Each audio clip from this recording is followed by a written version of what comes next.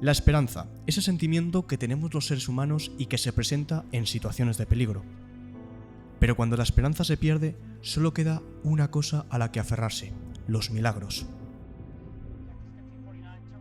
En el episodio de hoy, nuestros protagonistas necesitarán un milagro para salvarse de un final trágico. Bienvenidos al canal donde los sueños se convierten en pesadillas, bienvenidos a Horrortales. Comenzamos. This is the captain. Brace for impact.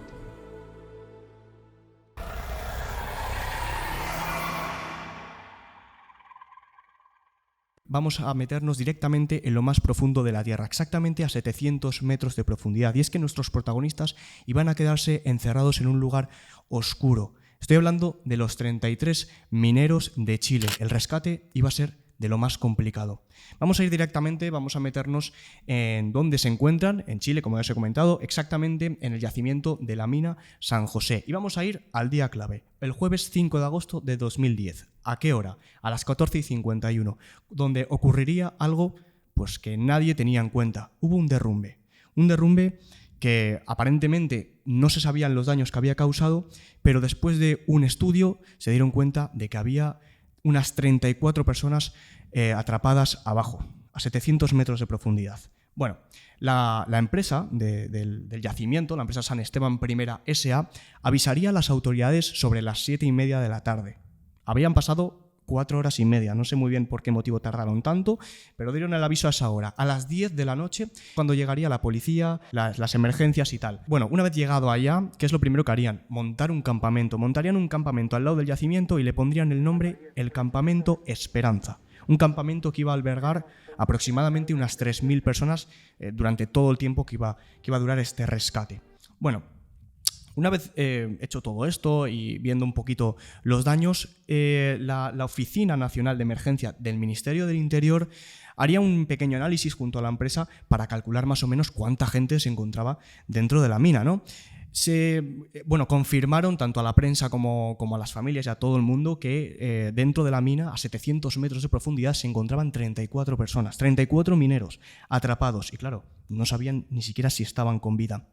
Al día siguiente, el 6 de agosto, habría una pequeña buena noticia dentro de lo que cabe, y es que se confirmaría que no eran 34, sino que eran 33, ya que uno había tenido toda la suerte de haberse quedado durmiendo y aquel día no ir al trabajo. Bueno, despedido pero salvado. Despedido pero salvado al menos. Bueno, dicho todo esto, vamos a irnos a las primeras 48 horas, ya que, pues bueno, los mineros, que ya os voy spoileando que estaban con vida, ¿no? Por eso estamos trayendo historias de milagros. Si no, este episodio no hubiera claro, salido. Si no tendría sentido. Intentarían de alguna manera intentar escapar, ¿no? Intentar huir de allá. ¿Qué es lo que hicieron? Bueno, había, justo en la zona donde se encontraron, había una escalera de seguridad. Esta escalera se encontraba en una chimenea de ventilación y dijeron, bueno, vamos a probar a subir, a ver si podemos subir hasta la superficie, ¿no? En teoría, una escalera de seguridad tiene que llegar a una salida, ¿no? Tiene que una salida de emergencia. Eso es como una especie de salida de emergencia. Bueno, empezaron a andar, empezaron a subir hacia arriba hasta que llegaron exactamente a los 235 metros de profundidad. Aquí hubo un corte de la escalera, literalmente un corte, y diréis, bueno, un corte pues porque se ha caído alguna roca por el derrumbe y por eso se ha cortado. No, es que literalmente la escalera estaba sin terminar, estaba incompleta, no se había fabricado del todo. O sea, había una parte donde ya era tierra, ¿no? O sea, ahí la escalera se terminaba, porque no estaba incompleta. La empresa, que a mí me parece una negligencia total, y supongo que todos los que estáis escuchando también, no había terminado de hacer una escalera de emergencia para salir. O sea, imagínate el panorama. Y no solo esto, lo más frustrante de esto es que había equipos de rescates que ya estaban por allá en las primeras 48 horas, que ya se habían adentrado un poco en la mina para ver de qué manera podían intentar abrir algún hueco para que pudieran salir. Y esa escalera, justo donde llegaron los mineros, a los 235 metros, se quedaron prácticamente a escasos 20 metros de encontrarse con los rescatistas. Había como una pared, especie, ¿no? de piedra, ¿no? Que les separaba, vale. Pero a escasos 20 metros. Bueno, ¿qué es lo que ocurriría a continuación? Como ya os he dicho, había grupos de rescate, pero tuvieron que salir de allá por patas. ¿Por qué motivo? Aparentemente hubo un segundo derrumbe. Un segundo derrumbe que, por supuesto, nadie se esperaba. Pero aquí muchos os estaréis preguntando, oye, ¿por qué hay un derrumbe en este yacimiento, ¿no? En concreto. Bueno, os voy a explicar de la manera más básica, no siendo geólogo, ¿vale? ¿Qué es lo que ocurrió aquí? Bueno, al parecer, este yacimiento se encontraba en una falla geológica. Una falla geológica es como una grieta, ¿no? Así en la corteza terrestre. Que es algo de las placas. Sí, alguna cosa así de las placas. Es para que os hagáis Recuerdos una idea, de la ESO entrando ahora como una mismo, especie de desnivel. Y este desnivel, ¿vale? Lo que hace es que hay un deslizamiento de rocas. Claro, este deslizamiento de rocas, yo no me refiero a... Pueden ser desde rocas pequeñitas hasta rocas de toneladas. Claro, este deslizamiento puede producir un derrumbe. Chile, de hecho, es uno de los países con más terremotos y así. Claro, con al este final tipo de problemas. este derrumbe se debe también a esto, a un terremoto. O sea, a pequeña escala, ¿no? En este caso, pero fue un pequeño terremoto. Que hablando ¿no? de terremotos, no sé si sabes que ha habido un terremoto hace poco. ¿Ah, sí? 8.8 en la península de Kamchatka, en Rusia. ¿Eso está? En Rusia. Eso no está cerca, precisamente. No, de cerca de La Rioja no está. No, cerca de La Rioja no está, pero vaya, Hostia, magnitud 8,8. Pues eso es bastante fuerte, ¿no? Sí, han tenido que poner incluso, no me va a salir, alarmas no son Sí, para que... contra tsunamis en Sí, Hawái, en para desalojar a la Corea. gente, ¿no? Sí, claro. Vale. Medidas. Eso. Sí, es lo lógico. En este caso no hubo ninguna medida, hubo un derrumbe y ya está, ya a bailar todo el mundo. Y 33 personas se quedaron dentro. Bueno, después de ese segundo derrumbe hubo un problema, y es que la vía de escape, por así decirlo, porque había una especie de vía donde entraban los rescatistas, ¿no? Que por ahí tenían la primera idea de intentar de intentar perforar para hacerles una vía de escape, pues quedó completamente bloqueada. Cayó una piedra de toneladas y impidiendo el rescate, o al menos la primera idea de rescate que tenían. Claro, imaginaos el duro golpe de las familias que estaban allá, que se enteraron y de todo Chile, porque al final esto era primicia. O sea, Claro, llevaban un día. sí, esto era en las primeras 48 horas y ya era primicia. Y en 48 horas había habido dos derrumbes. O sea, en 2 días había 2 derrumbes. Correcto. Wow. Claro, aquí es cuando ya sonarían las alarmas y llegaría al campamento Esperanza una persona que no se lo esperaba a nadie. Llegaría el mismísimo presidente de allá de Chile, Sebastián Piñera, quien comentó a la familia, ¿no? que bueno, el rescate pues tenía que cancelarse, que No había manera no se de podía entrar. llevar a cabo pues porque se habían bloqueado las salidas. Y bueno, ¿qué es lo que se iba a hacer? Pues ya solamente quedaba lo que hemos comentado, un milagro. Y esta vez el milagro se iba a personificar, iba a llegar el que para mí y para este podcast lo vamos a poner como El Salvador. Esta persona se llamaría Andrés Ugarret, que era un ingeniero de minas, quien decidió llegar allá y decirle a la familia, voy a hacer todo lo posible, a las familias, voy a hacer todo lo posible para intentar sacar a todos los mineros con vida. Él no conocía ni el terreno que había allá, no sabía absolutamente nada de ese yacimiento, Ni lo que era el tipo de lugar. roca, nada. Pero él le prometió a las familias que iba a hacer todo lo que estaba en su mano para sacar los 33 mineros de allá. ¿Cuál iba a ser la idea que iba a llevar a cabo nuestro pequeño Salvador, nuestro protagonista, ¿no? Pues él lo que quería hacer era un pozo para poder comunicarse con ellos, porque claro, es lo que os he comentado antes, hasta ahora no se sabe si siguen vivos, y además después de un segundo derrumbe. Han pasado solamente 2 días, pero con 2 derrumbes las probabilidades de que estén vivos es complicado. Claro, ¿cómo quería comunicarse con ellos? Aparte de perforar, quería mandar unas sondas que iba a pasar pues, por esos pozos que iba a hacer y por ahí proveerles de comida y agua. Porque, Claro, porque abajo no tenían nada. tenían raciones, pues os podéis imaginar, no para 33 personas. Estaban en una especie de refugio, o al menos la empresa del yacimiento decía que ahí había un refugio con comida. Luego explicaré todo lo que tuvieron que comerse, cómo se lo racionaban, la gestión que hicieron de profesionales, literalmente, porque es que tenían apenas De Essex. unas cuantas latas. Sí, del caso que hablé hace un tiempo, del barco del Essex. O sea, literalmente fue un... A ver, tuvieron suerte, ¿eh? O sea, hubo un milagro bastante gordo y ahora hablaremos, ¿vale? Bueno, el día 9 comenzaría la perforación, ¿vale? Empezaron a perforar para pasar las sondas, como os he comentado. Llegarían a un taller que estaba abandonado a unos 510 metros de profundidad, pero aún les quedaba pues, unos 200 metros por delante de perforación. El 19 de agosto llegarían a los 760 metros de profundidad, ¿vale?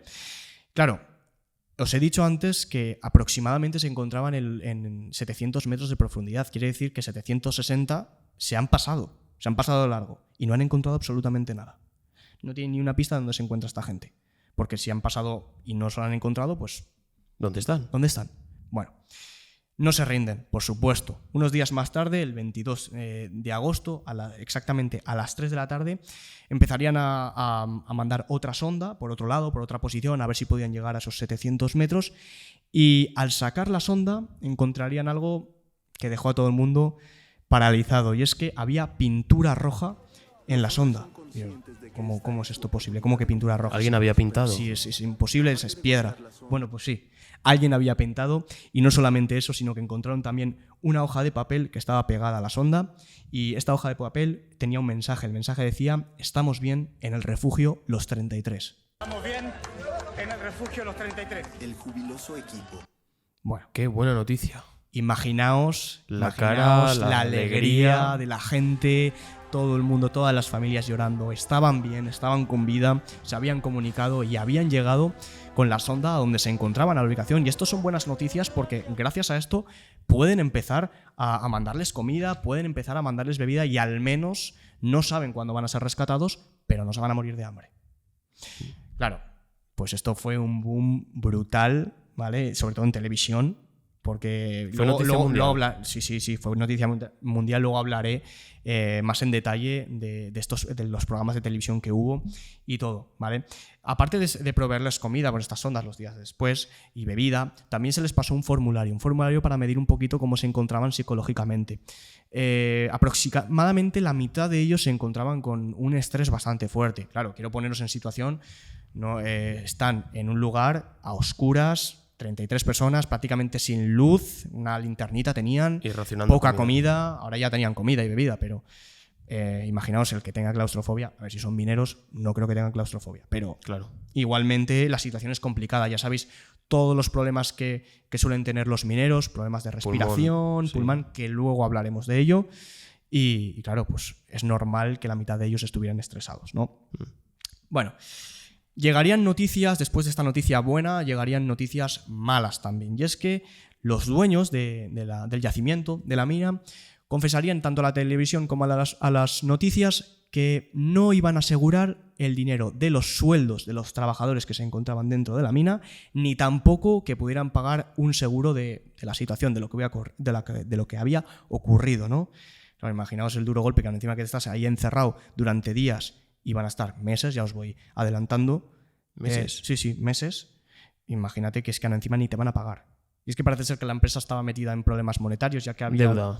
había ocurrido varios accidentes anteriormente, tuvieron que pagar con los seguros y tal. La empresa estaba prácticamente todo el día en funcionamiento porque tenían problemas de impago, muchas O deudas. sea, que vivían al día, ¿no? Correcto. Imagínate que ocurre algo como esto, pues la empresa no estaba preparada para pagar ni los sueldos, ni muchísimo menos los seguros. Claro.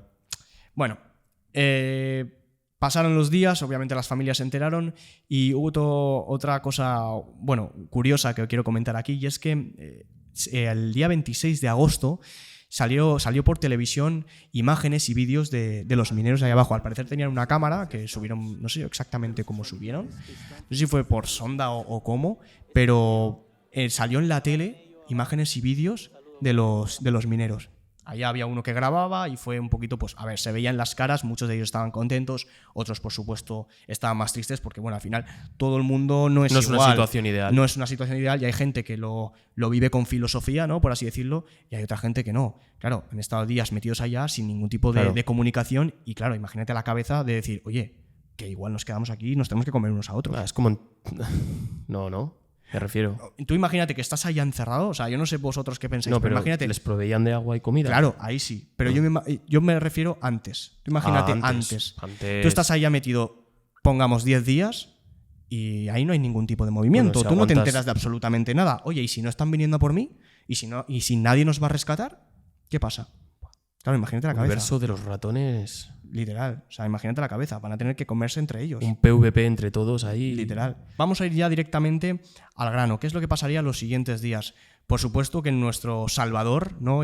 Tenía una idea en la cabeza. Hay que sacarlos de allá. Hay que sacarlos de allá, hay que rescatarlos de cualquier manera. Ya nos hemos comunicado con ellos. Vamos a montar una operación. Esta operación se iba a llamar Operación San Lorenzo. San Lorenzo, si no me equivoco, es el santo de los mineros. Por eso le pusieron ese nombre. Uh-huh. Así que iba a llevar a cabo 3 planes. Plan A, plan B y plan C. ¿Vale? 3 planes de rescate. Por si alguno de ellos no funcionaba, pues que al menos uno de los 3 funcionara, ¿no?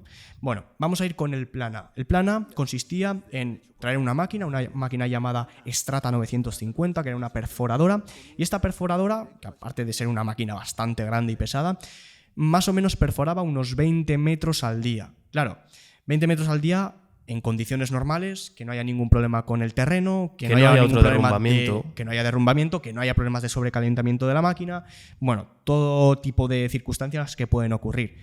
Claro, hicieron una media, prueba, ¿no? Estipularon que iba a tardar la máquina alrededor de entre 3 y 4 meses en llegar a los 700 metros de profundidad y poder sacarlos de ahí. Claro. Imagínate que le dices a las familias, no, que están bien, pero que igual hasta dentro de 3 o 4 meses no los podemos sacar. ¿Qué otras opciones hay? Bueno, ahora os las comentaré. Antes de nada, estas 3 opciones tienen una cosa en común, y es que lo que querían hacer las 3 opciones hay 2 cosas en común. Tienen una perforadora, ¿vale? Son 3 distintos tipos de perforadora. Y lo que querían hacer era un agujero de aproximadamente unos 66 centímetros de diámetro para que pudiera haber una persona, sí. ¿No? Pero una persona flaquita, que por cierto los iban a poner a dieta y todo para que pudieran pasar. Y van a meter por ahí una cápsula para pues, poder subirlos a la superficie, ¿vale? Os dejaré imágenes por aquí también de la cápsula para que os hagáis una idea. Eso es, como si fuera un ascensor, ¿vale? Una cápsula de 66 centímetros de diámetro que iban a pasar por el agujero que iba a hacer la perforadora para poder traerlos de vuelta a la superficie. Una locura, lo de ponerlos a hacer dieta. Sí, de hecho les tenían una comida estipulada que tenían que comer y aparte les mandaban ejercicios para que bajaran peso. Toma ya. O sea, que imagínate, qué locura, allá sí, en la mina haciendo flexiones y todo. Joder. Bueno, voy a comentar el plan B, ¿vale? El plan B es, por supuesto, como he dicho antes, otra máquina distinta. En este caso se llamaba Scram T130. ¿Nuevo Terminator o qué? Sí, parecía como Terminator. T130. Y llegaría el 3 de septiembre, allá al yacimiento. Ya han pasado bastantes días, podemos comprobar. Llevamos ya... un mes. Pues esto ocurrió a ver, lo tengo por aquí, lo he dicho antes. En agosto. En agosto, el 5 de agosto. Y estamos a 3 de septiembre. Bueno, casi un mes. Sí, prácticamente un mes. Bueno, esta máquina también perforaba unos 20 metros cada 24 horas, ¿no? Cada día. Pero había una diferencia con el plan A. Y es que esta máquina la iban a poner en una zona donde se había pasado ya un sondaje previamente. Con lo cual ya había un agujero perforado. Simplemente había que hacerlo más grande. Entonces era una ventaja en cuanto al plan A, ¿vale? Y vamos directamente al plan C. El plan C también se trajo una máquina. Esta máquina la tuvieron que traer entre varios camiones. Era un auténtico bicho. De hecho, la apodaron allá en el campamento Esperanza la Transformer, ¿vale? Esta era una máquina para hacer pozos petrolíferos. Una auténtica bestia. No tengo exactamente cuántos metros por hora o cuántos metros por día hacía, pero era la más bestia de todas. Esta la trajeron el 10 de septiembre. Bueno, una vez tenemos los 3 planes ya puestos encima de la mesa, no iban a perder ni un segundo. A trabajar, a perforar, uno por cada lado, una máquina por cada lado, y día tras día, a todo lo que da, correcto. Bueno, al parecer pasaron los días y se empezaron a dar cuenta que el plan B estaba empezando a funcionar. Estaba yendo bastante más rápido que el resto de las máquinas. Así que ya por ese entonces ya veían que el rescate iba a funcionar, les iban a rescatar, así que les proveyeron aquí a todos los mineros de ropa. También les proveyeron de gafas de sol y de parches para la luz, porque claro, imagínate que llevan un montón de días a oscuras completamente para los ojos y la también. Luz puede afectar tanto a los ojos como también a la piel y todo. Así que les pusieron como una especie de parches y tal, bueno, se los pusieron ellos, ¿no? Para la luz solar. Igualmente, pequeño dato, creo, si no me equivoco, que los sacaron de noche también. ¿Vale? Para que no haya buen problemas dato también. Con el sol, no, porque tú imagínate el típico día que estás en casa todo el día metido y que sales y que te pega toda la luz del sol en los 40 ojos grados. Y te duele los ojos que te mata, pues imagínate unos tíos que llevaban ya ahora os lo digo, 69 días bajo tierra. O sea, imagínate 69 días los ojos, yo creo que salen de las cuencas y se vuelven a meter, literalmente. Bueno, vamos al sábado 9 de octubre, cuando ya el plan B, ¿no? La perforadora, encuentra el taller de la mina, un taller que estaba muy, muy, muy, muy cerquita de donde se encontraban nuestros protagonistas. Así que el día 13 ya estaba ya todo el pescado vendido, como se dice aquí en La Rioja, y se empezaría el rescate, ¿no? El rescate. Y tenían un plan, ¿vale? Se iba a poner, una vez perforaron ya hasta abajo del todo, pusieron la cápsula y iban a bajar dos personas, pues para hacer como una especie de lista, ¿no? Un orden. ¿Qué orden iban a llevar de subida? Primero iban a subir los que estaban mejor, luego iban a subir los que eran menos hábiles y por último los más fuertes psicológicamente. Imagino que por la expresión de la cara que me has puesto no tienes mucha idea del orden o... Sí, exactamente eso quería comentar. No sé muy bien por qué primero subieron los que estaban mejor. Luego los que eran, pues estaban un poquito peor y por último los que estaban mejor psicológicamente. Hombre, psicológicamente yo también dejaría a los que están mejor al final, fondo, eso claro. sí que lo entiendo, pero los otros primeros, dos sí. no tendría más sentido que primero subirían los afectados, que están peor. ¿no? Sí. Quizás es como... Igual, al haber tanta gente y al haber tanto cambio, pues quizás que suban primero los que sean más fuertes y luego ya, no sé, que vayan asentando el terreno. Porque claro, al principio el que suba primero va a ser una euforia total. Claro. ¿Sabes? Claro. Bueno, si lo sabéis, sí, podéis comentarlo. Si alguno entiende el motivo, seguramente que haya gente más espabilada que nosotros, pues lo puede comentar y así pues lo sabemos todos. Estoy viendo una lista de nombres ahí. Sí. Bueno, ahora toca la lista de todos los 33 mineros que os voy a ir comentando por orden de quienes subieron y un poquito de su vida y luego hablaremos un poco de los juicios y de lo que pasó después de todo esto, ¿vale? Me ha sido imposible aprenderme los 33 nombres y apellidos, así que os los voy a ir leyendo, ¿vale? Bueno, el primero de todos fue Florencio Ábalos, que era la persona que se encargó de grabar, el que llevaba la cámara, ¿vale? Después le siguió... Espera, perdón un momento. ¿Veis cómo es una leyenda esto? El cámara nunca muere. Literal, ¿eh? El cámara nunca muere. Eso en las películas se cumple. En todos lados se cumple. El cámara nunca muere. Bueno, aquí no iba a morir ninguno. Por situación de peligro, sacáis la cámara, el móvil, empezáis a grabar que no os van a matar. No os van a matar.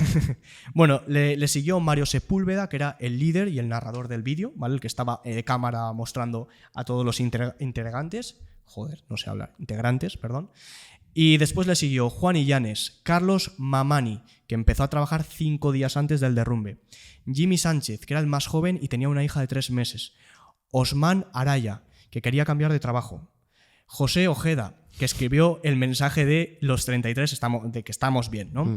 Claudio Yánez, que ya había sufrido 2 accidentes en esta misma mina, Mario Gómez, que era el mayor, Alex Vega, Jorge Galleguillos, Edison Peña, que era súper fan de Elvis Presley, Carlos Barrios, que tenía a su mujer embarazada, él ni lo sabía, Víctor Zamora, era el bromista del grupo, Víctor Segovia, que escribió un diario de mina, Daniel Herrera, Omar Reigadas, Esteban Rojas, que estaba a puntísimo de jubilarse, Pablo Rojas, Darío Segovia, Johnny Barrios, que era el responsable médico, el que entregaba pues, los fármacos, al que se encargaba de repartir los medicamentos, Samuel Ábalos, Carlos Bugueño, José Enríquez, Renan Ábalos, Claudio Aguña, Franklin Lobos, Richard Villarroel, Juan Carlos Alvelar, si no me equivoco, Raúl Bustos, que ese día no tenía que estar en la mina y fue porque le pagaban el doble, Pedro Cortés, Ariel Ticona y Luis Urzúa.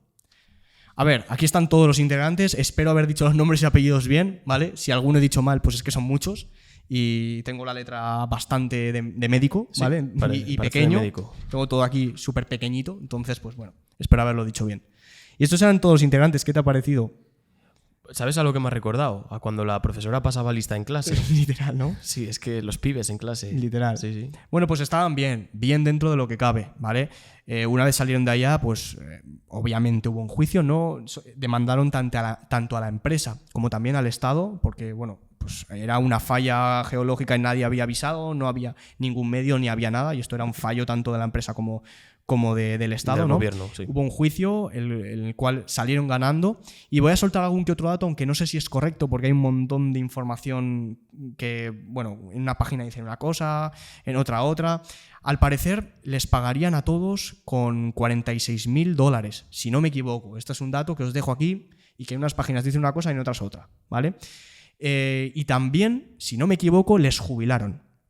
Les jubilaron pues por daños morales, ¿no? Y también daños en los pulmones, que es lo que hemos comentado antes. Claro. Si ya tienen problemas los mineros, imagínate estar 69 días. 69 días, que son más de 2 meses, metidos en una mina todo el rato. Todos los gases tóxicos que hay ahí abajo. El polvo, ¿no? Correcto. Entonces, pues bueno, directamente, si no me equivoco, les jubilaron a todos.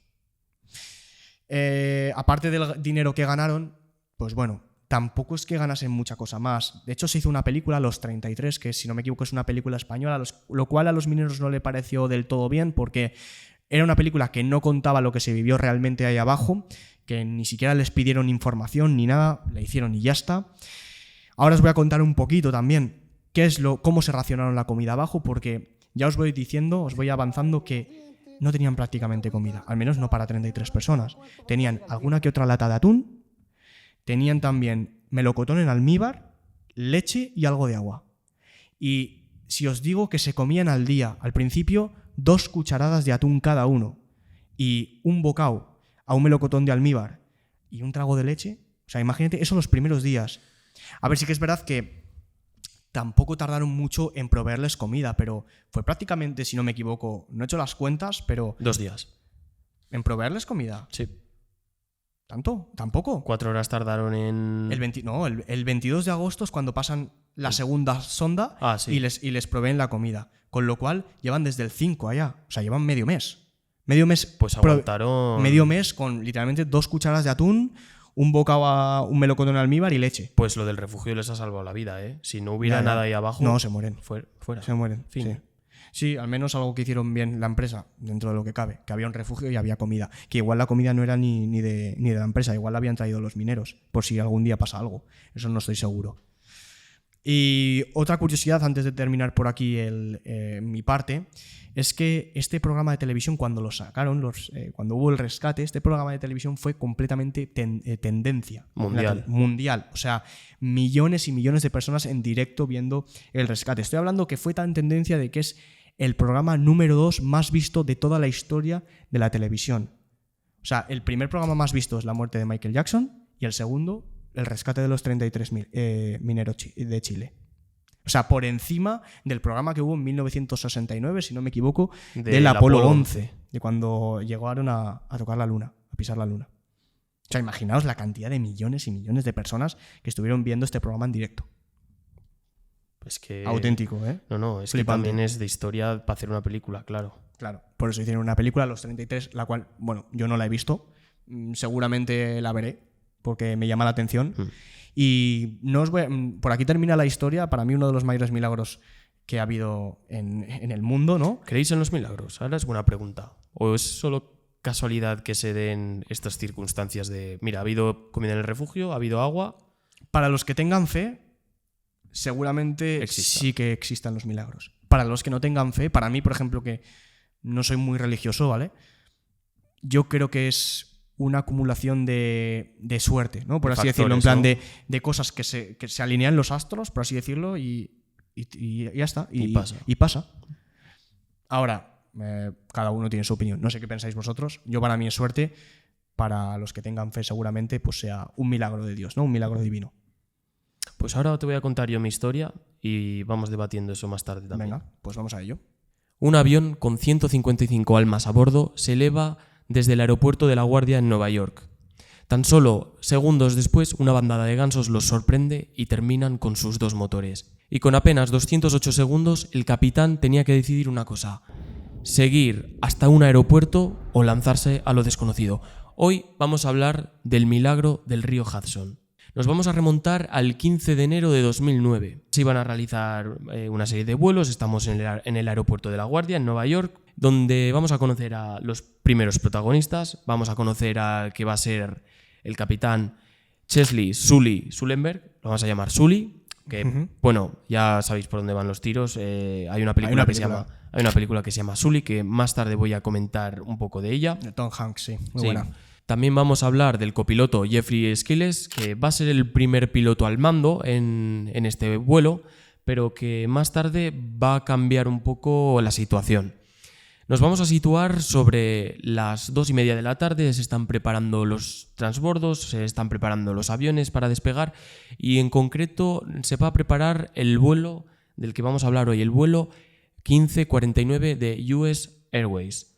En este vuelo se comprenderían 150 pasajeros, Sí. 150 pasajeros y 5 tripulantes, que serían las 3 azafatas o asistentas, ¿no? Y los 2 pilotos que os acabo de mencionar. El vuelo iba a ser sencillo, iba a ser pan comido y sobre todo para estas 2 personas que, vaya, cuando a mí me dicen experiencia, pienso en estos tíos. Esta gente tenía, Sully tenía 20.000 horas de vuelo. Ostras. Que 20.000 horas de vuelo es una vida.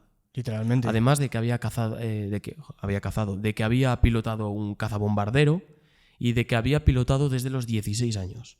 ¿Se puede pilotar a los 16 años? Eso ponía. Ostras, brutal. Bueno, igual su familia, ¿había algún piloto? No, la familia del piloto con el que iba, de Jeffrey, sí que eran los 2 pilotos. Y él había empezado a pilotar desde los 14. Bueno, claro, imagino que con los padres, ¿no? Lo típico Sí, avioneta con su padre. seguramente. o lo que sea. Ya tendría pues esta experiencia. No tenían experiencia. Tenía experiencia en aviones de carga y tenía también experiencia después en aviones más pequeños y aviones comerciales. Pero no tenía experiencia en este avión en el que iban a hacer este viaje, que era un Airbus A320, que bueno, el fanático de los aviones ya sabrá cuál es. Yo, sinceramente, otro avión normal. Hombre, imagino que será el Competencia típico del de Boeing pasajero. 747, no sé si es el mismo. Típico avión de pasajeros, imagino. Sí. Y nada, vamos a remontarnos con el despegue, ¿no? Serían las 3:24 de la tarde y nos vamos a encontrar en la pista 4. Y ya estaban todos los preparativos. Teníamos unas condiciones meteorológicas normales, ¿no? Desde Nueva York sí que pues estaría nublado, temperaturas muy bajas. Hablamos de que estamos en enero, que vamos a hablar también de las temperaturas del agua, temperaturas del ambiente y de todo. Hablamos de 5 grados escasos. Mucho frío. Sí, y el mucho agua frío. más. Incluso hay fotos después de lo que fue el avión, que cuando se hicieron las fotos en el muelle había placas de hielo de Buah. lo congelada que estaba el agua. Ya. Vamos a remontar con el despegue. Se empezaría a realizar esta maniobra y en el mundo de los pilotos hay, no sé si lo sabéis, que bueno, un avión comprende 2 pilotos, ¿no? Uno que es el piloto al mando, que es el que se encarga de la tarea de Los mandos, ¿no? realizar, Entiendo. eso es, realiza el despegue y el aterrizaje. Y el otro es el copiloto, que básicamente, bueno, pues está ahí de asistencia. No voy a entrar mucho en detalle porque tampoco me he parado a leerlo mucho, ¿no? En este caso, Sully, que era el que más experiencia tenía, iba a ser el copiloto.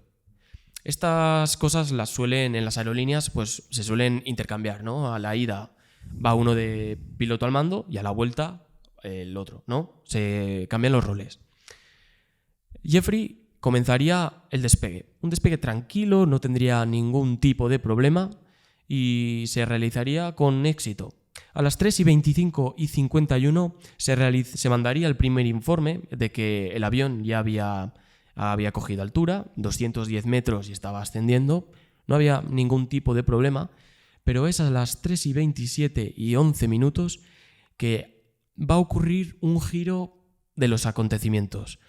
Jeffrey ya estaba tomando el giro, que ellos al salir de la guardia iban a tomar la ruta, iban a ir hacia el norte, ¿no?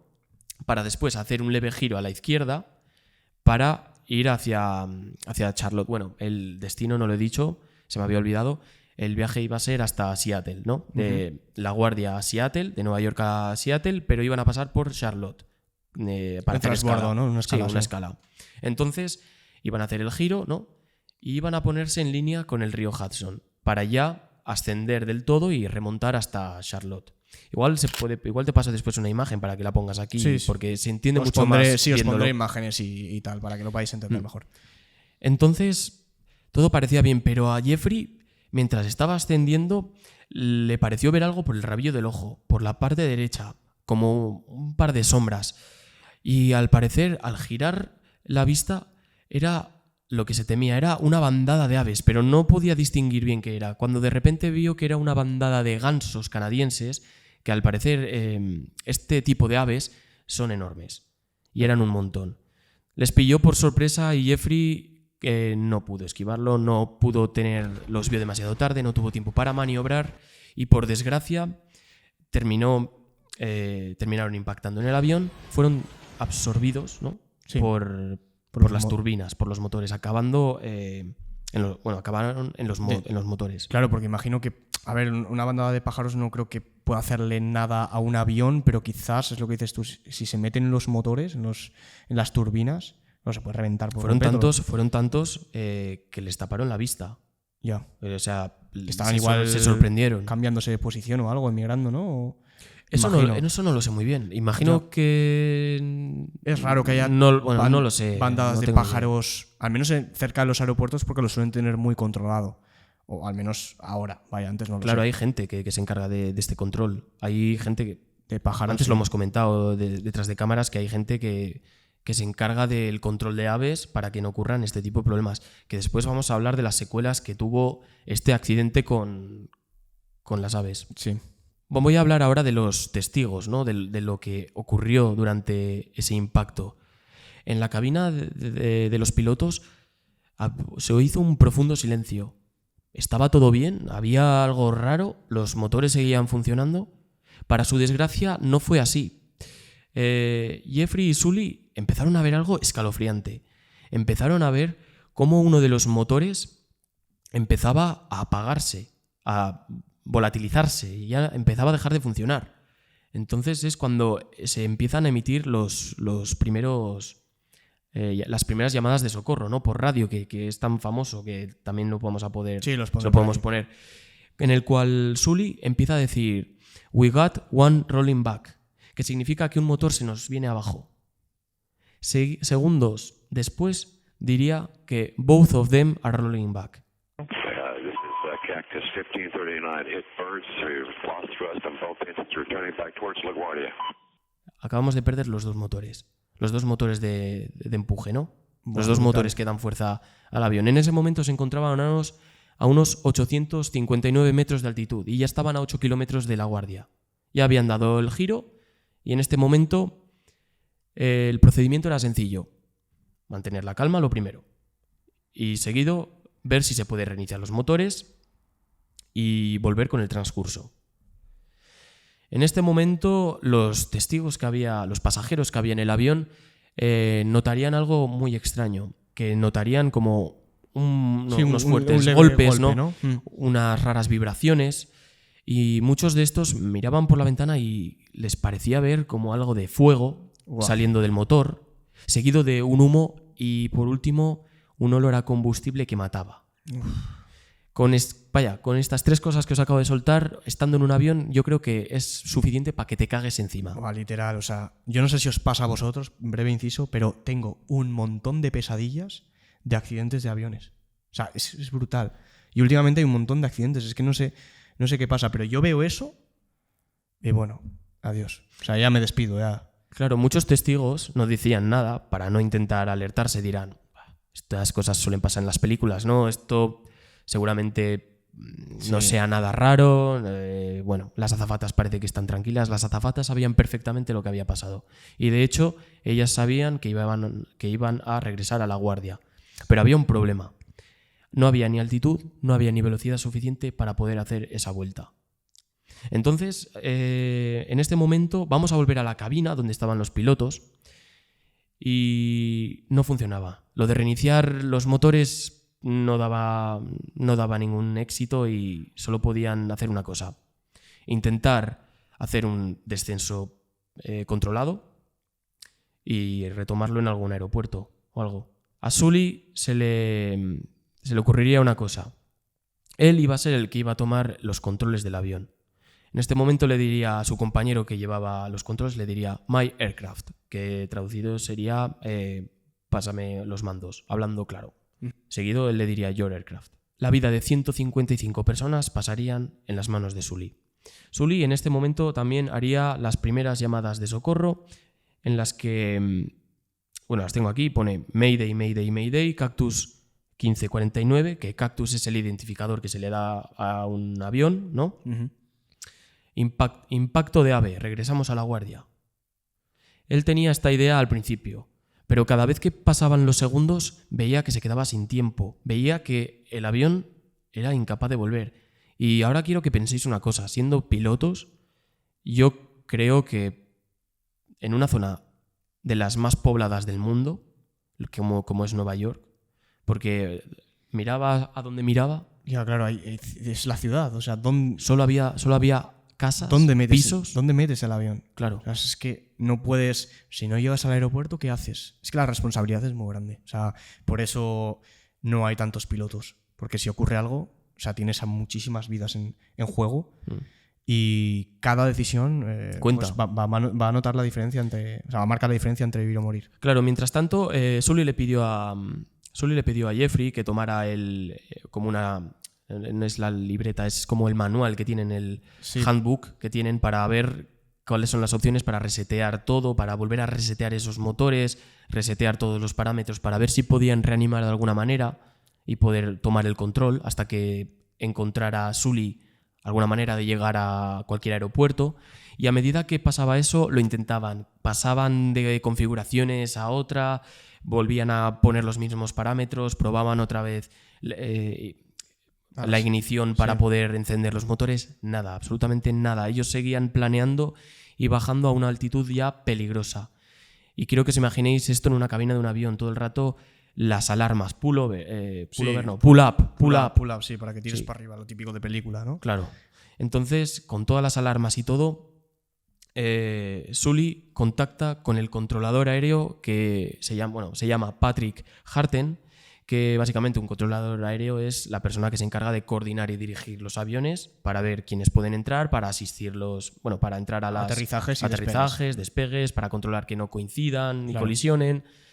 Y Patrick recibiría esta llamada de socorro. Al parecer, un avión ha tenido un impacto de ave y ha perdido los 2 motores. Muy bien. Contacta con la guardia y les dice: suspende todas las salidas y dadme una pista de aterrizaje. Pista de aterrizaje que sería la número 13 y pista de aterrizaje que no serviría para absolutamente nada. No podían volver. Okay, you need to return to LaGuardia. Turn left heading up 220. 220. Tower, stop your departures. Got emergency returning. Esto se lo contactaría a Sully. Sully contestaría lo siguiente: unable, imposible. Hi, Cactus 1549. It's going to be left traffic to runway 31. Unable. Okay, what do you need to land?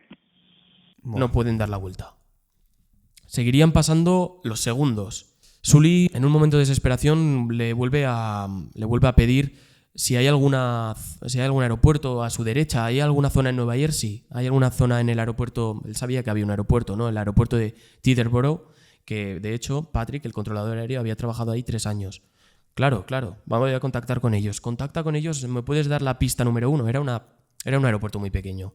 ¿Me puedes dar la pista número 1 para... Tenemos un avión que ha tenido un impacto de ave? Claro, por supuesto. Se le prepara esa pista. Al parecer, Sully tenía intenciones de llegar allá. En un momento dado le diría que sí. Segundos después le diría: vamos a acabar en el Hudson. What's over to our right? Anything in New Jersey, maybe Teterboro? Okay, yeah, off your right side is Teterboro Airport. Cactus 1529, turn right 280. You can land runway 1 at Teterboro. We can't do it. Okay, which runway would you like at Teterboro? We're going to be in the Hudson. I'm sorry, say again, Cactus? Así tal cual, ¿no? Buah, brutal. En el momento que llegarían al puente de George Washington, pasarían a unos escasos 270 metros y bajando. En ese momento Sully tendría que tomar una decisión: intentar llegar con el avión al aeropuerto o desviarlo y aterrizar en el río. Bueno, yo creo que ya sabéis cuál es la decisión, sí. En ese momento Sully giraría los mandos y encararía el avión hacia lo que es la parte, hacia el centro del río Hudson, hacia el corazón del río Hudson. La cosa no pintaba muy bien y empezaban a perder altura muy rápido. En ese momento los pasajeros escucharían algo que les helaría la piel. Sully acababa de hablar por los sistemas de comunicación del avión. Diría lo siguiente: brace for impact. Preparaos para el impacto. Y así es, a las 3:30, el avión con 155 pasajeros de US Airways amerizaría en el río Hudson. En este momento se haría un breve silencio, un silencio sepulcral, seguido de ese ruido breve, ese ruido silencioso de como el agua entrando a través del fuselaje del avión. Y aquí los pasajeros se podrían ir alegres de una cosa: acababan de sobrevivir a un accidente de avión. Y ninguno tenía ningún rasguño. Y ninguno tenía ningún rasguño. Imagino que algún tipo de tirón, ¿no? Alguna fractura, pero el proceso nadie... del impacto fue básicamente, según testigos, que se escuchó como un metal doblándose, y también se hizo mucha oscuridad. Como al chapotear se levantó tanto el agua, tapó lo que son las ventanas, ¿no? Sí. Y pues eso pues generó esa oscuridad. Pero más allá de eso no ocurrió nada. Cabe decir que había 2 bebés a bordo también. Ostras. No les pasó absolutamente nada. La azafata tuvo una fractura, pero más allá de eso, nada. Vale. Seguimos. A las 3:30 impacta el avión y la temperatura del agua y la temperatura ambiente eran gélidas. La temperatura del agua era de unos 5 grados y la temperatura ambiente de -7. En este momento sale Sully de la cabina de pilotos y dice una cosa: preparados para el plan de evacuación. Se abrirían las 4 salidas de las ventanas que darían a las alas del avión, donde hay una famosa foto que aparecen ahí todos Sí, la he visto. los pasajeros En del las avión. alas, sí. Y también habría 2 toboganes inflables, de estos que se activan a través de las puertas, ¿no? Que sirven como balsas, pues para abastecer, para alojar a toda esta gente, ¿no? Muchos de estos pasajeros, un par de estos pasajeros, más que nada, sí que saltaron al agua porque no había espacio, lo cual eso fue, pues, Catarrón mínimo. catarro level God, ¿sabes? Por suerte, el controlador aéreo había avisado a la Guardia Costera y a los servicios de emergencia de Nueva York. Tanto como la Guardia como este controlador avisaron de que este avión estaba en el Hudson.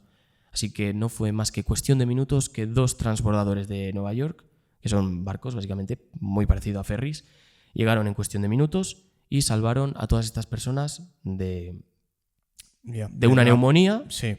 No sé si... Pero a mí, o sea, hay algo que ¿cómo puede ser? Porque claro, siempre han dicho que cuando caes de una altura muy alta, da igual que caigas al agua, que el agua es como cemento. ¿Cómo puede ser?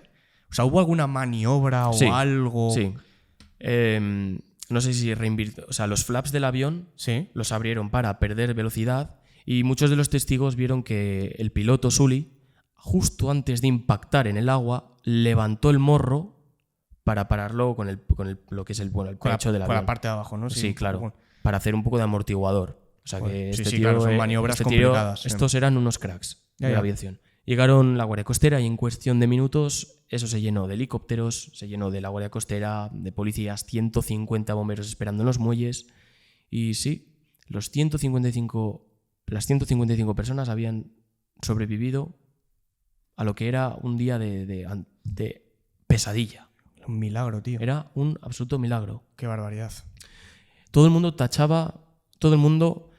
ponía a Sully de héroe, pero no todos, la verdad. Otros lo trataban de fraude, como es la Junta Nacional de Seguridad en el Transporte, que lo pusieron bajo investigación. ¿Podía haber vuelto realmente a la Guardia? Claro, es que eso... Claro, ¿qué hicieron a partir de esto? El avión se quedó amarrado en los muelles cerca del World Financial Center, a 6 kilómetros de donde había caído, ¿no? El motor izquierdo también lo recuperaron y empezaron a hacer pruebas con todo. Y empezaron a hacer pruebas con el fuselaje, con los motores, y básicamente también hicieron pruebas con simuladores. ¿Es verdad que él podía haber vuelto a la Guardia? Teóricamente sí. Teóricamente sí podía haber vuelto a la Guardia, pero no se estaban dando cuenta de muchos factores. Un avión, si sufre algún tipo de inconveniente, no gira y vuelve rápidamente al aeropuerto. No. Entonces, estos 7 de los 13 retornos... Simuladores, ¿te refieres? De los simuladores, por supuesto, tuvieron éxito. Tuvieron éxito en la vuelta a la Guardia, pero no tuvieron en cuenta las circunstancias reales. Hubo un periodo de 35 segundos de reiniciar motores, calma, vamos a ver si podemos de alguna manera asegurar esto. Eso no lo tomaron en cuenta. además de factores como pegar un giro muy brusco y volver a la guardia. Y 35 segundos imagino que serán claves también en esto. Claro, a Sully y a Jeffrey no les parecía nada bien. Y el factor humano también, que al final tienes que estar ahí en mando. Claro. Sabes que no es tan fácil, ¿no? En los simuladores, Claro. 7 de 13, que es la que 7 de 13 tuvieron éxito. Uno más de la mitad, ¿no? 7 de 13 tuvieron éxito, pero claro, ellos tienen muchos intentos. Sully tenía uno. Claro. Ellos tenían solo 2 intentos, o sea, ellos tenían solo un intento. Es que es muy fácil decirlo, ¿no? Los simuladores. Y en había- 7 se podría volver. ¿Y O sea, cuál era el miedo? Acordaos de que hace 8 años, estando en 2009, cuando ocurrió esto, hace 8 años, Estados Unidos sufrió el mayor ataque terrorista hecho por un avión, o sea, causado por 2 aviones, perdona. CS, 3. 3 aviones. Entonces, otra tragedia más como esta. Ya. Claro, imagínate que giran y se y comen. si giras y te quedas ya no hay retorno. Te comes un Ya es- rascacielos o algo, una casa o O algo un que sea. vecindario, arrasas un vecindario y te llevas 155 y las que Y vengan. las que vengan, sí. No.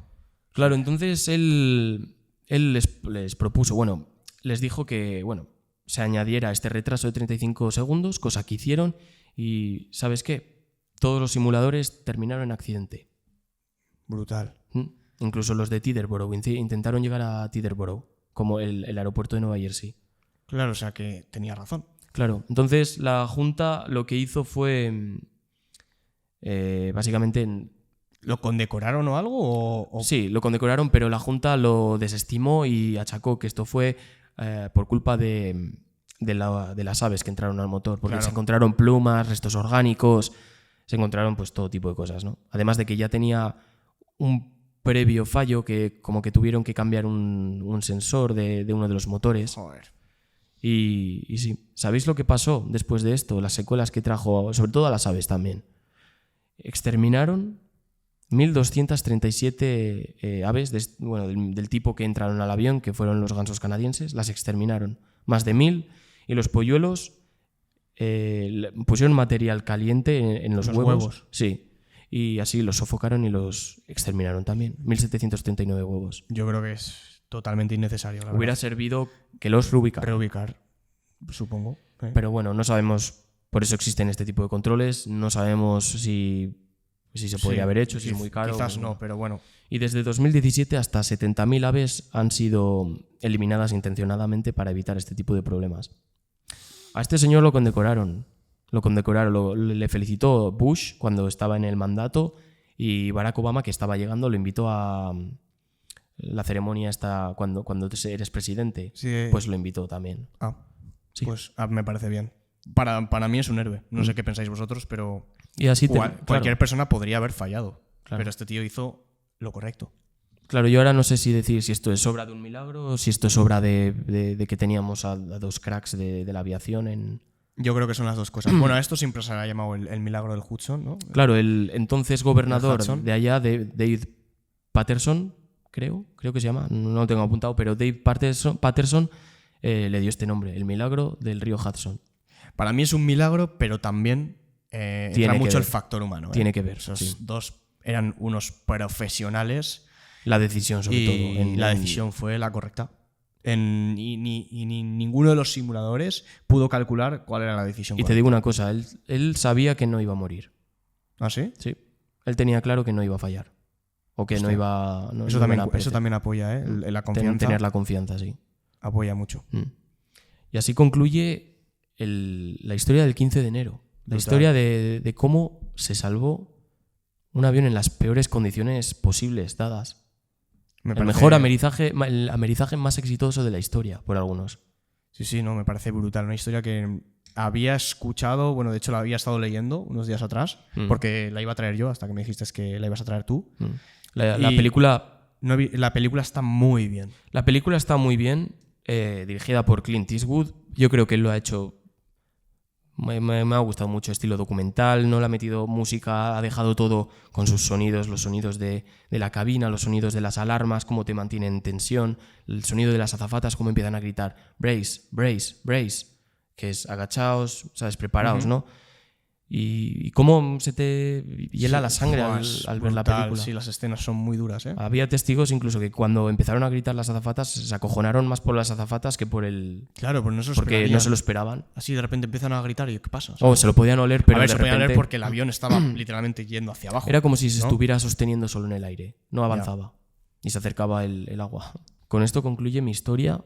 Y el capítulo también. Y el capítulo, sí. Aquí podemos dar por concluido Bueno, el quiero episodio de decir Milagros. una cosita. Ayer subimos el podcast de Asesinos en Serie, ¿vale? Sí, es Asesinos en verdad. Serie, donde os pedimos que necesitamos vuestra ayuda pues para valorar el podcast en Spotify, se para ha notado intentar mucho. entrar en este Top Éxitos España otra vez. Y es que lo habéis petado. O sea, a día de ahora no sé en qué puesto del top estaremos, pero en literalmente un día ha habido 40 valoraciones nuevas. Y estamos hemos entrado. en el puesto 140 y algo. O sea, muchísimas gracias. De verdad, quería guardarme unos minutillos al final para decíroslo. Y que siga, a ver si con vuestra ayuda pues podemos seguir avanzando. Así que nada, yo por mi parte, por aquí terminamos. Sí, por ¿no? aquí terminamos ya. Espero que os haya gustado. Cualquier cosa, comentadnos, os leemos. Eso es. Y nos vemos en el siguiente. Hasta luego. Chao, chao. Chao.